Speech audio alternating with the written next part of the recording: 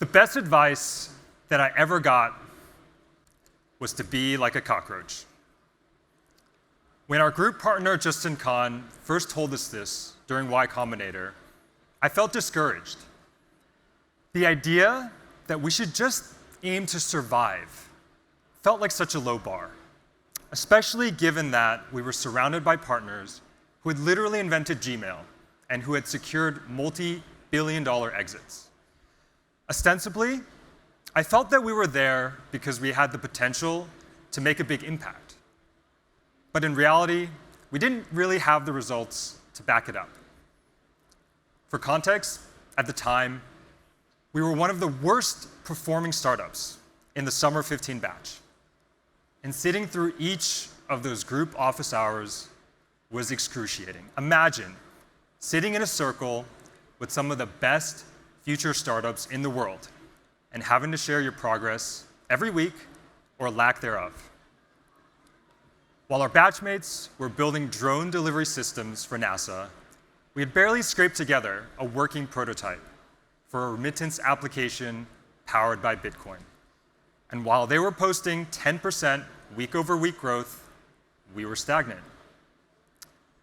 These were the words of wisdom that gave us the confidence to launch our first pivot into peer-to-peer payments for Indonesia, and then the second as a payment gateway.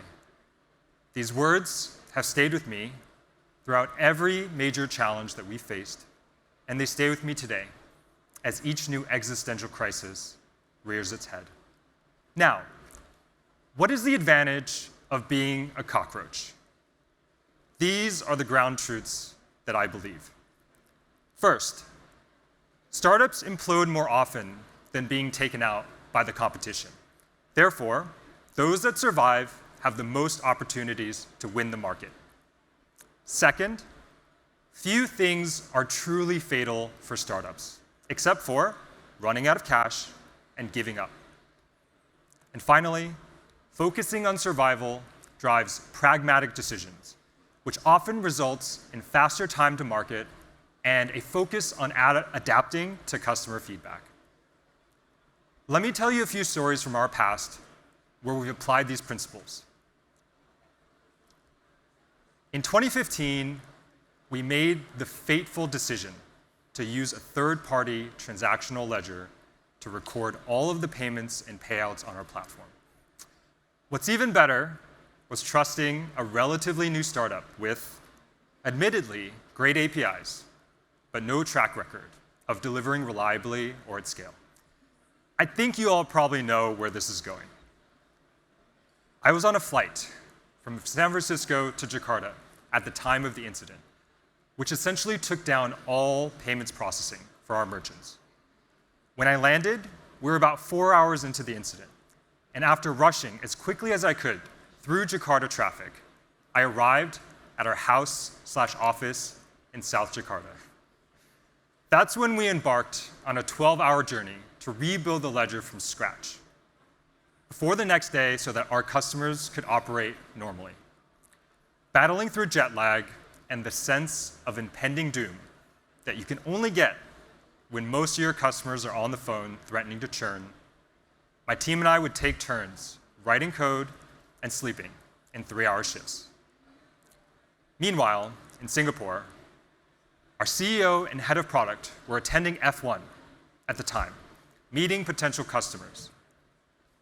When they got the call, they immediately started to rush back to the hotel. But for those that have been to F1, getting out before the race ends is no easy task. And so, they had to jump over fences, set off alarms, and get chased around by security before eventually making it way back to the hotel. And that night, our head of product put together a reconciliation tool using Excel, which we continued to use for weeks after to ensure that the new ledger was accurate. This story stands out to me as a crossroads in our early history, truly a make or break moment. We were a young team with no experience in building transactional ledgers, and we had every opportunity to give up and call it quits right there. Instead, we focused on survival and chose to make the pragmatic decision to reuse our existing interfaces and implement the minimum needed so that customers could transact the next day.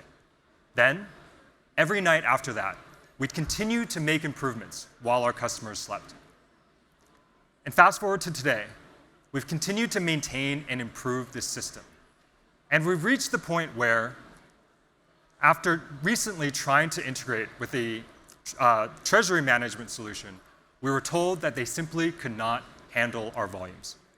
And this tells me that focusing on survival at a certain point becomes one of the few remaining options, as fewer and fewer are able to tell you that they can solve the problem for you. To me, being a cockroach means not just chasing what is shiny at the time. Between 2020 and 2022, the persistent question we got during town halls was, are we going into crypto? And we found ourselves giving the same answer every time. One of the core values which we founded this company on is shamelessly ripped off from YCombinator. Our motto, solve for customers, is the yardstick by which we measure every new feature.